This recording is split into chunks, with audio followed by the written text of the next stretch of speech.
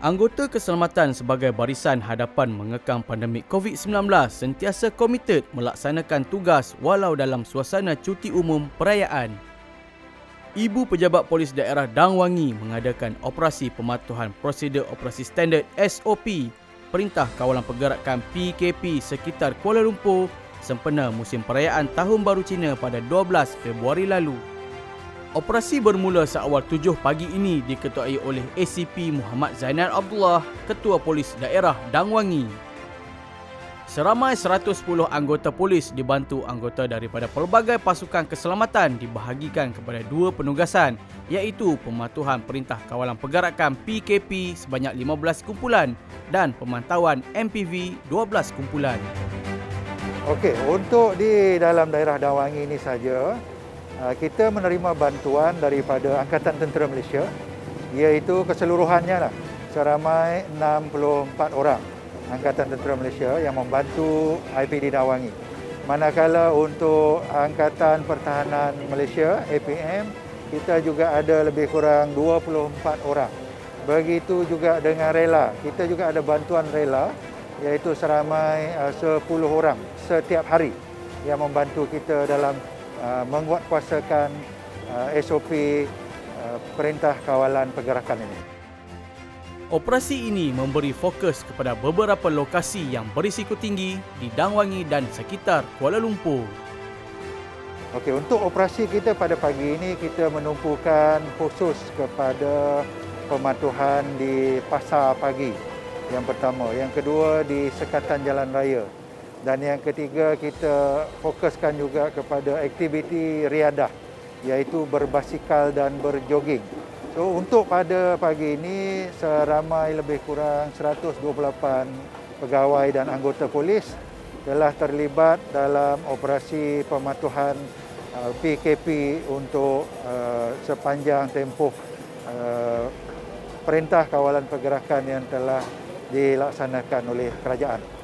Sepanjang operasi ini dijalankan, aktiviti riadah berbasikal didapati masih banyak dilakukan di jalan raya sekitar Kuala Lumpur.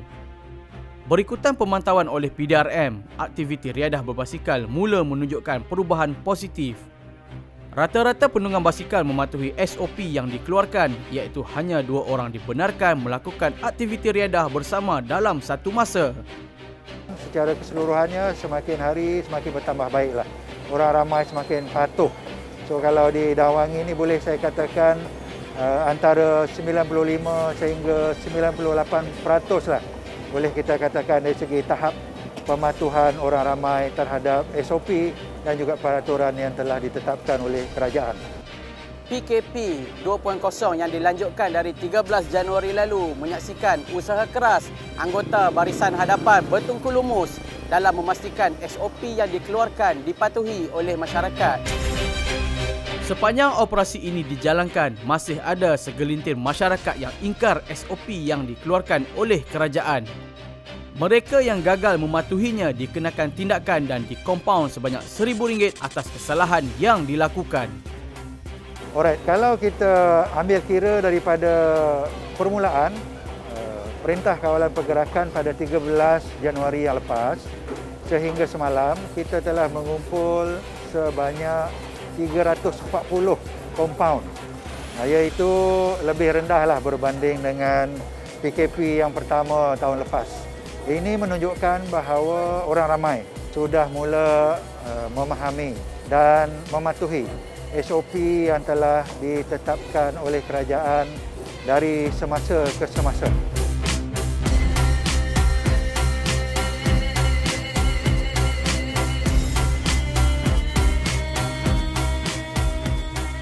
Kalau kita lihat secara keseluruhan, oleh kerana semakin banyak tim pemantau yang keluar daripada PDRM dan bantuan daripada agensi lain, kita mendapati orang ramai sentiasa berhati-hatilah.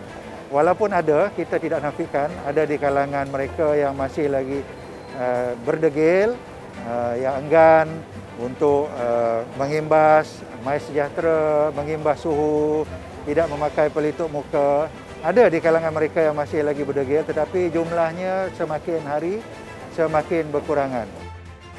Walaupun kerajaan memperkenalkan dan menguatkuasakan SOP yang ketat bagi mengawal penularan wabak ini, sikap dan disiplin yang tinggi daripada setiap individu amat penting bagi mengukuhkan kawalan kendiri.